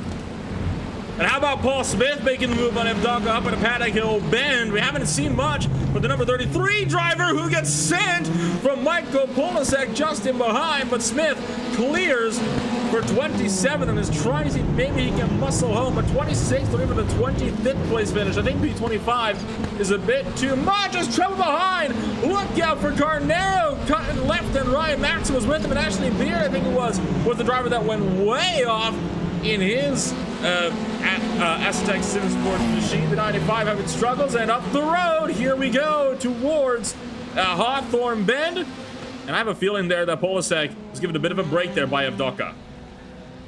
Well, this will be a bit of a bizarre experience for Carl Janssen, leading by a country mile. He wins by over 10 seconds here in the World Touring Car Series. A flawless performance from the Super Swede. Carl Janssen wins. Here in race 2, you say he's not used to having the racetrack all to himself. Now, what has happened to Craig Williams here in the number 360 machine? Does he go 360? Oh, goodness me. That's a huge shunt there as well. And now who was that? The Corsim racing machine that had to take avoiding action. Was that Guinness or was it Mangan? Oh, well. A chaotic finish here at Brands Hatch. Carl Janssen is your winner. David Baker in second. Bobby Thompson in third. Mikel Garcia in fourth. Ross McFarlane making it all the way up to 5th place. Superb stuff. Jack Sedgwick in 6th. Ash Sutton 7th, Daniel Rowbottom 8th, Corentin Guinness 9th, and Rafael Dressage. And it was the luckless Kieran Harrison. Got a bit of luck there, though, having to scramble around the left-hand side. What does he have to do, Nolan? Poor old Kieran. Goodness gracious. Beautiful avoidance there, I will say, from Harrison. Managed to escape that. Lost one spot, yes. But we're talking inches away from a DNF in that race as well. Okay, so what does the Wheel of Fortune have for us now? Spinny Wheel, sponsored by 3M and Craig's Setup Shop, was a 27 car reverse in race 2. Oh, these are quite big numbers. Oh, is it going to be 26 or 24? Oh, looks like it's going to be 26. That puts Paul Smith on. So it's definitely Wheel of Fortune for Paul Smith. Oh my goodness. He will start on the front row alongside Johnny Walker. So there's a man who doesn't drink alcohol and someone called Johnny Walker on the front row. That's variety. But starting on the second row, Wojciech Savidovic will be lingering behind. But let's go through the race results for race number 2 here in the World Touring Car Series from Brands Hatch. Carl Janssen obliterates the field by 10.3 seconds. David Baker comes home in second, with Bobby Thompson climbing the podium for MDS Esports. A super job from Bobby. Mikel Garcia was 4th, followed by Ross McFarlane with, and again, a stunning drive from 25th on the grid to 5th at the flag. Impressive stuff. Jack Sedgwick continues his steady run tonight in 6th, with Ash Sutton recovering after race 1 disappointment to finish 7th. Dan Rowbottom was 8th, followed by Corentin Guinez and Rafael Dressaz. Jamie Rushworth was 11th, followed by Mickey Doble, who recovered well from that earlier incident about halfway through the race. Oscar Mangan was 13th, followed by Ollie Peacock, Fraser Smith, Yaroslav Kibula, Dan Holland, Matt Bunn, Neil Butler, and Kieran Harrison comes home in 20th place. Alex Neller was 21st, followed by Elliot Roberts, Ben Gregory, Wojciech Savidovic, Jonathan Walker, Paul Smith, Michael Polishek, Michael Evdoka, Bruno Carnero, and Tom Dadswell. 31st was Tyler Maxson, followed by Mark Fletcher, Ashley Beard, John Roberts, Robert Lundgren, Jake Blackhall, Lee Berridge, Craig Williams, Simon Field, and Dan Camish, finishing 40th. Dan Robbins was 41st, followed by Adam Hedgecock, Dean Powell, Danny Lee, and Dan Murray round out our 45 car field. No surprise, fastest lap of the race, Carl Janssen, our winner by over 10 seconds, a historic advantage in this World Touring Car Series. Well. What a thrilling race that was, Nolan, here in the second round of the day, or second race of the day here at Brands Hatch. Your thoughts on that one? I think chaotic is a bit of an understatement, especially in the closing 10 minutes of that race. But, I mean, you have now 2 races where we're going to be having 20 plus cars on the verse grid, which, by the way, it's the first time that has happened so far this season. In Catalunya, I think it was about a 28-car reverse, followed by 17 in Silverstone, what was about a 14-car reverse, followed by a 26. So this is the first time we're seeing, about half the field being flipped around for both races 2 and 3. And I think that means we're going to have the best taster of all of them as for how race 3 is going to play out. Great to have so many of you getting involved on our in-race chat on RaceSpotTV. Hello to Sofa Manager. That's my kind of manager. Sofa Manager says, first time watching. So, hello, Sofa Manager. Hope you're enjoying the action here on RaceSpotTV. He says, why do some of the drivers have blue numbers? Well, that is identifying them in the AM class. So, some of the drivers take part in the Pro class, and some take part in the AM class. That's based on their credentials or results up to now, and that puts them in a specific class. So we have a championship for both Pro and AM drivers as well. Alpha Racer 987 Nolan says, Wojciech Savidovic or Harrison in race 3, he reckons. What about you? That's going to be a tough one. I think it's going to depend on how the first lap of the race plays out, because Harrison didn't have a whole lot of luck in race 2, did he? But now, I believe he's going to be starting a little bit further up the grid, so maybe he'll have a little bit more of luck on his side this time around. Yeah, let's hope so, because he really is due a bit of luck as well. Also, who else have we got saying hello to us here on the RaceSpot TV chat? We also are getting confirmation that the reason the runners were going to win against the cyclists, Nolan, was because the runners are faster uphill, which makes more sense now that I think about it. So runners versus cyclists in 1928. The runners won. That was their advantage. It was the hills at Brands Hatch. That's quite a lot of uphills, isn't there, at Brands Hatch? Most notably, I would say up into turn number 5 at the Hawthorne Bend. I think that is one of the bigger points uphill you got on this track. And the good news with the cyclists, yes, you do have a little bit of time to coast on down all the way through Pilgrim's Drop, but what goes down must come back up. And especially when you consider the fact that the final stretch is also all uphill from turn 8 all the way up towards the start-finish line, it kind of puts advantage to the runners wholeheartedly there. Not just a final point on the Pro and Am class split. It's around 4,500 I rating is the split between Pro and Am driver. 4,500 I rating is basically, the I rating is basically a ranking of how each racer in the iRacing world is based on their results. And 4,500 is pretty good, it must be said. So yes, 4,500 is what gets you in there as well. Alex Naylor, Nolan, he's got a message for you. He says, what's happened to your tie? The tie it got ruined. You can thank an animal for that one. So I am having to, still in the process of trying to find a new one, but it's a particular selection. I have particular tastes. So hopefully I'll be back with the tie next week. I like it. I'll need to get mine out of the cupboard. Hopefully, it's not been ravaged by moths. It's been so long since I've had it on. Oh, this is cool. POSK has got in touch with us here on the RaceSpot TV chat and says, my granddad has raced round Brands Hatch. Oh, very really? cool, POSK. What car? I'd love to know what car, what series. Let us know, because that is very, very cool.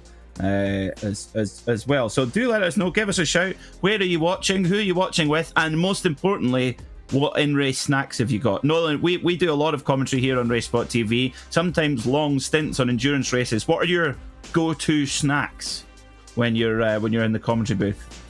Depends what I've got beside me at the moment, or usually at the moment, but I know that if it's a very, very long one, pizza's never a bad idea, but sometimes I think, just a bag of popcorn, it's a good thing. Take a few kernels every now and again. It's one of those little things where you can really just enjoy just about anywhere. What about you?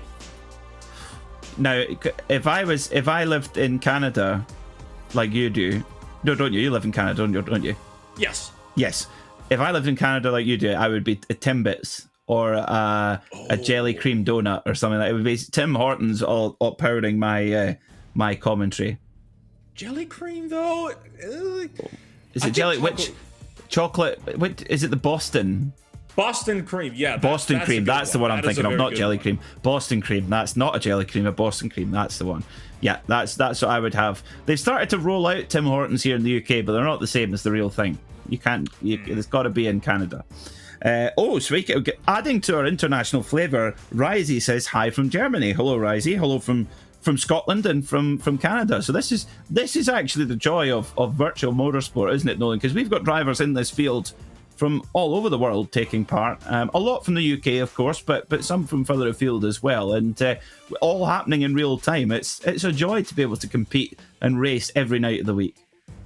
I mean, you've even got Jake Blackhall racing all the way out from Australia with us here tonight, and of course Robert Lundgren out from Scandinavia. So I think those are some of the bigger names that are a little bit further out there than I think you would necessarily find for a good portion of drivers in this field. But hey, the international aspect of things, they do call it a world touring car series here, so it's good to see a lot of these guys just being able to race from really wherever you are. It makes it so you don't have to fly all the way out to the UK just to experience a good bit of racing action. Yeah, it does save a few air miles. That's for sure. Oh, Death's Hourglass has got in touch with us and said his dad used to race motorbikes at Brands, and said that turn 1 felt like the world just drops away. Watching with the wife, in brackets, the boss. Very clever, Death's Hourglass. Hello to Mrs. Death's Hourglass. I hope you're enjoying the coverage. Posk said Peter, read Posk as one word rather than Posk. It's Posk. Sorry, Posk. I shall call you Posk from now on. Posk. Okay, got it. This is it's been an educational series so far, Nolan, because our very own Tyler Maxson gave me a row for calling a Hyundai, well, calling a Hyundai a Hyundai when it is a Hyundai, like Sunday. I've been practicing that for the last 2 weeks. I think that it kind of says everything you need to when a touring car driver calls you out for that sort of thing. But yeah, I'll be honest, it was kind of a similar thing for me too. So you learn something new every day, don't you? I have one message here, and it's one from the bottom of my heart, and it's to our very own Paul Smith, who's on pole position for this third race. You have one job, Paul. Survive turn one. If you do that, you might be fine throughout the rest of this race. That is my one and only hope for you. I know you've had some struggles with that over the last couple of races, just bad luck going your way, but hopefully you'll have some better luck here tonight. Now, we're getting a tweet. We've got a tweet from Dan Camish, who, of course, is part of that race. And Dan says he's finally made a good start with his new wheel with hand clutches. Very trick. He says the only problem was the guy in front of him didn't move. The irony. Thank you, Dan.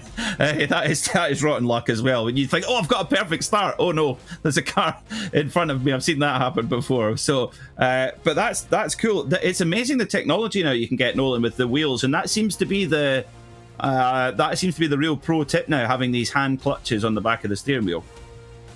It is absolutely amazing how that sort of thing works. I mean, the fact that you can release a paddle so much faster on the back of the wheel than you're lifting your whole foot off the brake, I think really would show just how crucial it is to have those type of paddles if you could get your hands on them for cars exactly like these. Of course, you look at every single open wheel series out there for standing starters, they all use paddle clutches on the back end of the steering wheel. Usually, I think, correct me again if I'm wrong, but I believe it's usually located right underneath the downshifter, which would be on the left-hand side of the steering wheel. So you have those little hand clutches, and those can really make a huge difference for stuff like this.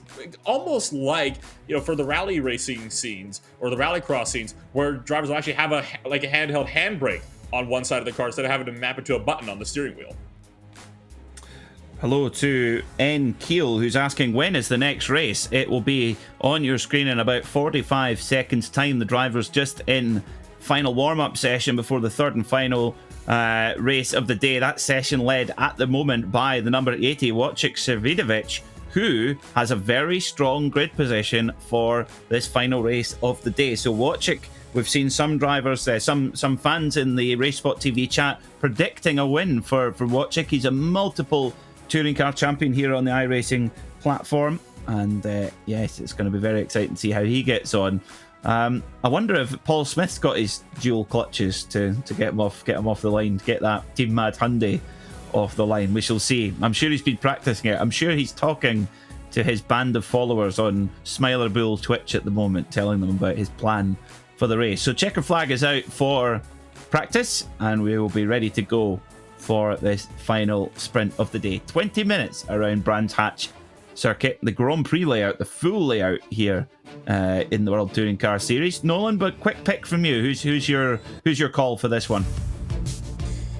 I don't have one. I'm gonna have to wait to see how lap one plays out before I make any calls on that department. There's just too much that can change in the first 30 seconds of a race. Well, this is how they start then. Nolan Rempel will remain on the fence until about the final lap. Paul Smith and Jonathan Walker will start on the front row, with Wojciech Savidovic and Ben Gregory on row 2. Elliot Roberts and Alex Neller are your third row. Row 4 is Kieran Harrison and Neil Butler, with Matt Bunn and Dan Holland rounding out your top 10. Yaroslav Kabula and Fraser Smith are row 6. Row 7 is Ollie Peacock, followed by Oscar Mangan, Mickey Doble, Jamie Rushworth, Radfal Dressaz and Corentin Guinez. Daniel Rowbottom and Ash Sutton round out the top 20, with Jack Sedgwick, Ross McFarlane, Mikael Garcia and Bobby Thompson. And David Baker and race 2 winner Carl Janssen are row 13. Michael Polishek, Michael Evdoka, Bruno Carnero and Tom Dadswell complete the top 30, and 15 more cars behind them. But our drivers are eager to get Paul Smith there on the left-hand side as we look at right hand on driver's side, and off we go. We're racing for the final time here at Brands Hatch. Bit of wheel spin there for Paul Smith off the line, but looks like he's going to try and hang on to That's inside line. It's getting very hot and heavy already. And Smith has lost the lead as they head into Druids. So Jonathan Walker hits the front here in the World Touring Car Series. So hitting the ground running, it would seem, for one Jonathan Walker. Paul Smith still having a good start, down to second place for the time being. And side by side, all the rows deep just tucked in behind them as they exit through Surtees and up through the Pilgrim's Drop towards Hawthorne Bend we go. The longest straight on the track. Does Paul Smith try to take the lead back? Look for the left-hand side. Decides not to throw one down the inside of Hawthorne just yet. He is going to be patient here and allow Walker to carry that lead for just a little bit more up in the front of this race. So that wonderful looking 3M Hyundai Elantra leads the equally striking Team Mad Hyundai Elantra of Paul Smith. So it's Walker from Smith and Wojciech Swidovic looking very menacing there in third place. Whoa, who's that gone off in the background? It's one of the Hondas. I think it might have been Alex Neller, and oh, chaos in the background. Oh, no. Oh, Bobby Thompson's off and bent wheels, damage there for Bobby Thompson. A podium in race 2 and a disaster in race 3. It's such a roller coaster here. That all started around the 17th place on back to about 27th before cars finally stopped being shot sideways in that mess. Up front for the lead, Paul Smith tried to find the outside in the turn number 1. Nothing doing though. Instead, Swidovic up the inside of Smith has taken advantage of that one through turn number 2. Smith trying to be deeper on the brakes, but loses ground on the outside line instead. He'll tuck in line for third as Swidovic now moves up into P2, trying to reel in a Jonathan Walker just up the road. And Kieran Harrison, he's coming in for the fun as well. He's up to 4th position already, right on the back bumper of Paul Smith. Can you imagine the perspiration underneath his tweed flat cap right now? It'll be like a tsunami with the stress of this being right up there in the podium fight. So it's Walker, Swidovic, Smith, Harrison, Gregory are your top 5, just as quick as that, as they come up into Hawthorne Bend. And then along the short chute of the Derek Minter straight. Here comes Harrison. Is he going to try and make this move? No. On Smith, can't quite get it done into Westfield. Can he get it done at Dingledale as they drop down through the gap here and then up towards Sheen Curve? Not quite, but Harrison looking very menacing so far. Oh, who's that off? Is it Smith? Smith off as well and rejoins just in time. And Harrison gets clipped at the edge as well. Can he hang on to it just about?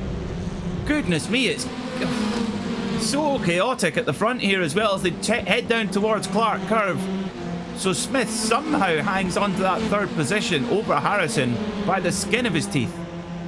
And Swidovic now side by side for the race lead up the road with Jonathan Walker down to the turn number 1. And Swidovic takes the lead away. Walker with the crossover down through turn 1 and up Pilgrim's Rise towards Druids. The number 88 car still holding the bottom. And it looks like Swidovic will try to maintain the outside. Beautiful defense there for the 80 car to try to hold this race lead as Harrison's gone off deeper in the field. And Smith has gone off with them, I think. And Swidovic holds the race lead down the hill through turn 3. Oh, and one of the Napa cars off at the background. I think that's Ash Sutton as well. So championship protagonist Ash Sutton and Kieran Harrison both hitting problems early on here as well. So what happened between Smith and Harrison there at Druids? We'll try and get a look at it for you on our RaceSpotTV replay. But back at the front, it's Swidovic from the hard-charging Johnny Walker. And up into third, all of a sudden, Dan Holland. Big crash! In the blue and white. Oh, Nolan, what have you seen? Big crash. Ash Sutton has clogged the track down the hill. And look at this mess. 15 cars at least collected in a mad dash down Pilgrim's Drop up towards Hawthorne. That has got to be a third of the field in total collected in this one. And all of that stemmed when Paul Smith ran wide through Surtees and clipped one of the Pure Series drivers as they're still tangling elsewhere on the racetrack. Oh my goodness, how are we going to piece all of that together? Well, is Jack Sedgwick off as well? Oh, so after a really good day at the office so far, Jack Sedgwick having to limp back to pit lane. Pit lane is full of cars and a whole lot of drivers having to take a tow back or make their way back on their own power to take repairs and get back into the race. There's been such a high number of incidents that you want to try and get back out on the circuit and just try and score some points. And despite the earlier incident, Paul Smith is actually back up to 14th place despite that little bit of a tangle with Kieran Harrison. Well. I can hear the keyboard fizzing in our producer's office. Hugo Luis in Rio will he'll be working hard on all of these replays for you just now, because my goodness me, there's a lot to piece together. But Savidovic leads by half a second from Johnny Walker, with Dan Holland in third. Now Michael Avdoka, he's there in that white and blue Pure Sims Audi. Now whereabouts is he in the order? He's in 16th. There's Paul Smith in the red and yellow Team Mad Hyundai, with Daniel Rowbottom in the Halfords Cataclean Team Dynamics Hyundai just ahead in 14th spot. And there's a lot of cars already in Nolan with a heck of a lot of damage on them. I think that big pile of Pilgrim's Drop certainly didn't help matters, and like I mentioned, that all stemmed from just one car going off about a half a straightaway before. It's amazing the chain reaction that can be caused in touring car racing. You'll look to Michael Evdoka trying to close up to Paul Smith. Smith has been, shall we say, making that a very, very wide Hyundai so far, and that has been, so far, I think the name of the game here for Paul Smith, just make that car as wide as possible, prevent anybody from being able to get through. But so far, I don't think a single driver's been able to get through without rubbing Smith's door somehow, some way. Yeah, he's not going to be giving up this place in a hurry. Holds a very tough inside line there as well. Oh, bit of door-to-door contact there, quite heavy contact between Smith and Evdoka, so it's getting hot and heavy in the midfield here. Quentin Guinez has set the fastest lap of the race. He's up to 5th. Of course, right up the top of the championship fight is Quentin Guinez. So he's fighting there with Ross McFarlane, who's in 12th in this race at the moment. Guinez is only 3.5 seconds back from Savidovic, and Oscar Mangan a much better run of things as well. He's only 1.2 seconds back from Savidovic in 4th, as Smith has had to give best to Evdoka, and indeed, oh, he's now under a lot of pressure from Mark Fletcher. Oh, it's hot and heavy. I will say Fletcher's doing a good job on just trying to keep that 111 machine as clear of damage as possible, and they're already starting to pull away from guys like Ashley Beard, Carl Jensen, Dadswell, and Rushworth, who are duking it out in the 4-car scrap just behind them. It's going to make it a bit easier to sort this out. This was Elliot Roberts having an incident. This was just a little bit earlier in this race, the Craig Setup Shop number 78. Oh, just being punted off there. I actually believe that was on the opening lap of the race as well. So here comes the mad stream of replays of incidents that we've had so far throughout this race. This was Bobby Thompson being sent down in towards Clearways, I believe. No, check that. That was up into Westfield Bend, and that was Bobby Thompson getting sent around out of Sheens towards Sterling's. And here we'll take a look at John Roberts' incident that happened over at turn number 1. We didn't even get to mention this one. This was a single car self-spin that happened through the top paddock, then just overcorrected, finding himself off track, left-hand side, into the barriers. And then Tyler Maxon, of course, having his struggles continue in this race as he also went off at turn number 1. I believe it was a tangle of contention. One of the core drivers pushed wide onto the gravel. Oh, just nailing the wall and spinning around, just like we saw Daniel Lee do earlier in this race, up into the turn 1 runoff. Mikel Garcia followed suit. It just keeps going on and on and on. Yeah, it's almost at every corner there's heavy incidents going on, but where was this is what I want to see as well, is that so Harrison up the inside of Paul Smith here as well, and it's a strange one there. They sort of collide together and kind of click together. Let's have another look at it. This is the big... Harrison gets quite a big help from behind, and Harrison is already spinning, and that so Harrison again completely blameless, and poor old Paul Smith also blameless. Now Ash Sutton, oh, we see Rowbottom going off in the background there. Ash Sutton with the big number 1 on the door, the Napa Auto Parts. Oh, just gets side to side with that. I couldn't pick who that was. I think it was Rosaz maybe, and dear me, a really bruising encounter here at Brands Hatch for so many drivers. So something else happening to Sutton here as well. This was the big crash, the one that collected at least 10 cars. Watch, that'll stem from Smith up the road, and right there, that's where it all goes wrong. Yeah. It's honestly such a... Oh my word. It's where you're supposed to go. Complete carnage.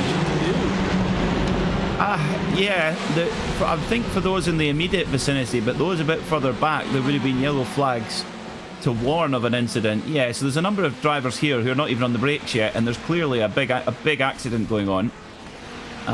So yeah, there are a couple of drivers. I'm sure the race stewards will look at that during the week and think, who can have arrived into that melee full throttle? So that just makes it 10 times worse. But how that was triggered, who knows? Well, it was all triggered when Paul Smith made contact with one of the other drivers in that pack. He had just ran a bit too deep, coming around through Surtees, and then that caused a massive checkup as a result of that, because you have cars spinning everywhere while others are trying to go out onto the throttle, and that is what caused the big checkup. It was, you can't really pin any one driver on that one. It's just one of those situations where it's one bad little piece of contact leads to a massive chain reaction like that. Yeah, that was taken out just a huge proportion of the field. So back at the front, where it's relatively calm, we have Wojciech Savidovic leads by 1.7 seconds from Dan Holland there in the blue and white Hyundai Elantra. Then there's Johnny Walker in the 3M Hyundai Elantra, and then it's the ominous pair, the Corsim Racing Hyundais of Oscar Mangan and Corentin Guinez. In fact, Guinez has got past Mangan, so Guinez, the man on the chart, can the Frenchman, the Laurent Aiello of sim racing, can he get up there and challenge Savidovic for this win? It would be a big ask. He's got 8 minutes to make up 2.5 seconds, but if anyone can do it, young Corentin can. He's such a superstar in this type of car. Guinez still trying to hunt down a podium finish. Oh, getting into the back bumper there of Jonathan Walker. No way. They didn't make contact there. Weaving left to right, trying to find a way past the 88. Oscar Mangan still hanging around as well, seeing if maybe they can put two core cars onto the steps of the podium here in this third and final race on the day. Guinez looking high into turn one. Not going to happen on the outside. I imagine going to try to go for the over-under. There it is. Walker already looking to cover though up towards Druids, and Guinez will once again have to fight the long way round. Oh, so Johnny Walker black bottles him and keeps Guinez at bay. Oh, Guinez thought about it there, but didn't quite commit that last bit as well, and Walker just shuts the door once again. And Oscar Mangan watching all of this thinking, how can I profit from this? Because this is a little bit more impatience from Corentin Guinez than we usually see. But Walker goes to the defensive line as they head up towards the very fast Hawthorne bend, the really quick right-hander as well. And Guinez could get held out to dry here, but he's going to go for the cutback. Very clever. As they go in towards Westfield. Oh, very tight indeed. Can he hang on to it as well? He's got the inside line, but Johnny Walker fighting like a lion here as well as they go up into Sheen Curve. Got a little bit loose there, coming into the blind right-hander now towards Sterling's. And still Guinez can't find a way, so Johnny Walker is defending so well. And now look at the gap. Just a moment ago it was 2.5 seconds from Guinez to Savidovic. It's now 4.3, and that is absolutely crucial, Nolan. I think this time Guinez will have it in turn number one. Look at how close they're getting. They bang doors in the middle of the pit straight as they cross start finish. Guinez has the inside for turn one. It'll be up to Walker to try to get the over-under, and he's going to try to do just that. But Guinez covers him off, and now immediately moves back over to the left-hand side to prevent Walker from being able to turn in. And now Mangan wants in on the party, trying to follow his teammate through. And Jonathan Walker now trapped in the middle of a course sandwich, going to body the 99 out towards the right-hand side. Poor old Oscar Mangan, he had a pretty rough night at the office here as well, and Johnny Walker just gives him the hip and shoulder. Said, over you go. Remember, don't forget, Johnny Walker is in the AM class as well, so he's a couple of positions ahead of Ollie Peacock, who is now right on the case as well. There he is in the Honda, the Full Send Racing Honda there, with the blue with the green and yellow, or green and purple stripes. There he is, 6th overall, but 2nd in the AM class. So Oscar Mangan is the pro filling in an AM sandwich here. But look and just look at the gap that Guinness has been able to just stretch now that he's got a bit of clean air. It's bro-bottom in the wall. Big one. Bottom in the wall again, we should say, because it's not the first time we've seen him in the wall in just this race alone. Oh, dear me. So it's been an up and down night for our real world drivers. Bobby Thompson, driver of the night, to get a podium in the last race, but it's been a bruising encounter for Dan Camish, for Ash Sutton, and for Dan Rowbottom as well there. So, what does this mean for the championship implications? It could be a real shake-up tonight as Savidovic leads by 2 seconds from Dan Holland. We look back to Paul Smith now, trying to hold on to 16th position, and he's got Ashley Beard. Oh, I thought he was going to have a look there as well, and Paul very bravely shut the door at the last moment as they head up towards Druids. 3 minutes and 55 seconds to go. And Paul Smith at the moment sitting in 5th in the AM class as well.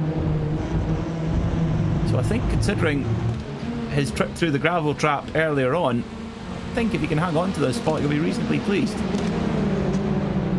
Rushworth trying to put that dream to an end, though, with 3.5 minutes left to go. And look at how close Rushworth is coming on up through Pilgrim's Drop. He will no doubt have a look, but maybe he won't. Ashley Beard looking at the outside line, so Rushworth can't do anything now, and Paul Smith is going to get a free corner breathing space in a Hawthorne Bend. But that's not going to last very long, though, because it's a 3-car bump trap down the Derek Minter straight. Rushworth out of control while on the brakes. Ashley Beard looking out through Westfield, down through Dingledale, and up towards Sheens. This will be a brave look for the 95. He's going to get turned, maybe no, but does shove Rushworth off the track. Driver's left. That was over Baker to send off Dadswell in turn. Oh, it's all going on here as well. Goodness me. But again, Smith survives the melee as Tom Dadswell in the Altitude Esports. There's a little bit of hip and shoulder there with Rushworth. And Smith says, oh, fantastic, I'll just scamper off into the distance. Ta-ra, as they say where he comes from. Now, Neil Butler in the Full Send Racing Audi battling away with Mickey Doble. He's made a great start to his championship campaign. And running in the Hyundai factory colours, the kind of light blue and red.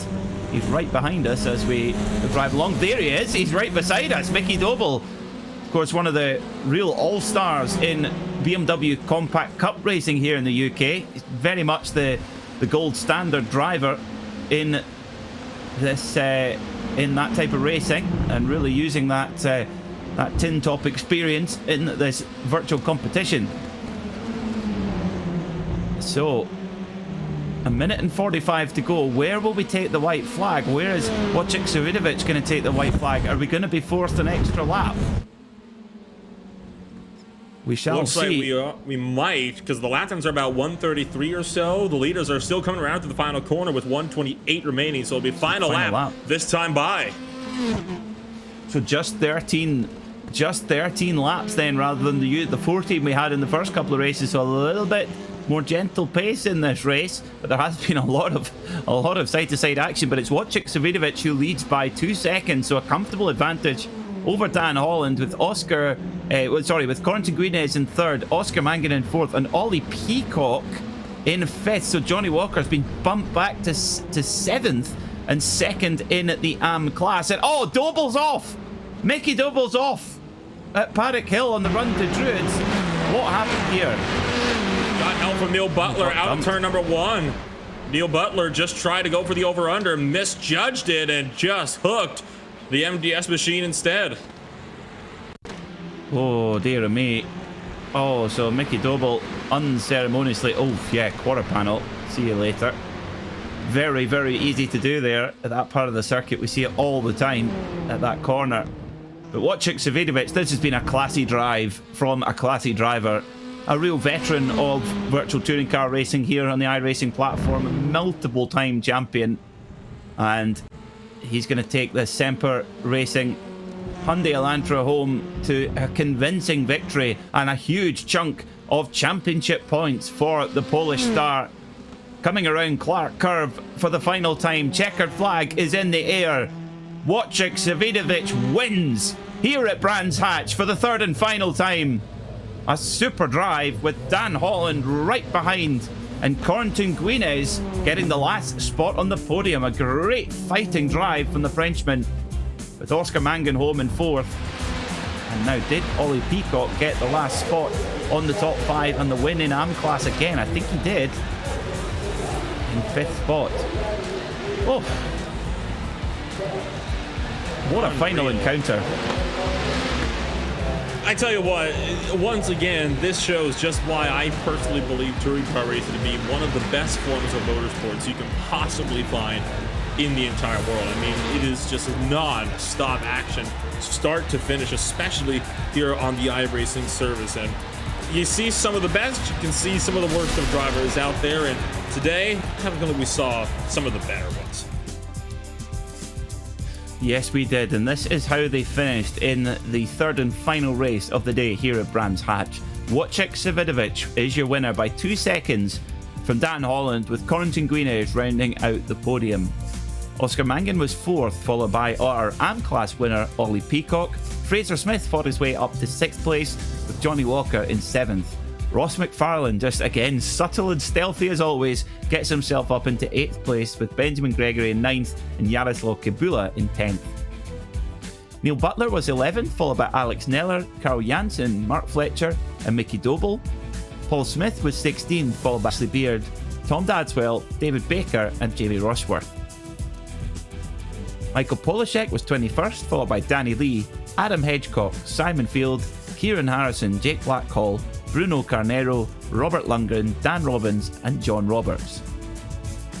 31st was Daniel Rowbottom, followed by Tyler Maxson, Michael Adoka, Dean Powell, Lee Berridge, Ash Sutton, Jack Sedgwick, Elliot Roberts, Rafael Dressage and Craig Williams, all finishing well off the lead lap. And finally Dan Murray, Mikael Garcia and Bobby Thompson all going out of the race early on. A huge number of retirements there, Nolan, more than we're used to. But that big wreck earlier on, that was a huge one. And I think that wreck alone was the cause of a good number of drivers retiring from this race. I did think it is worth noting that out of the 44 cars that started this race, there were only 31 running by race's end. I mean, that is just unreal. That is incredible how many drivers and of course many from that crash would have carried on as well, so it really was a bruising encounter. But that's Brands Hatch, it's old school, the walls are close, if you make a mistake it's gonna hurt. But a really interesting night for the championship. And Nolan, I don't really know if any driver really got much of a jump on the championship race, but some drivers in championship contention, Ash Sutton would be one, did not have a good night at the office. So a lot of switching around in the point standings I think are going to be had after tonight, and that should make it a relatively different points board coming on over, especially in the pro standings, right into race number 4. But it's still early. I think it's 12 meetings or so throughout the entirety of the season. So with 3 races apiece, there is still plenty of time for those standings to switch around plenty before season's end here. There certainly is, and we'll have all the action for you here on RaceSpotTV. We're back in 2 weeks' time when we go to Interlagos on the 17th of February, another tight, technical, twisty circuit in Brazil. It's going to be a real cracker, and we'll have all the action for you here on the 17th of February at 7:45 GMT here on RaceSpotTV, and it'll be myself, Peter Mackay, and Nolan Rempel taking you through all the action. Thanks very much for watching, and we'll see you next time on RaceSpotTV.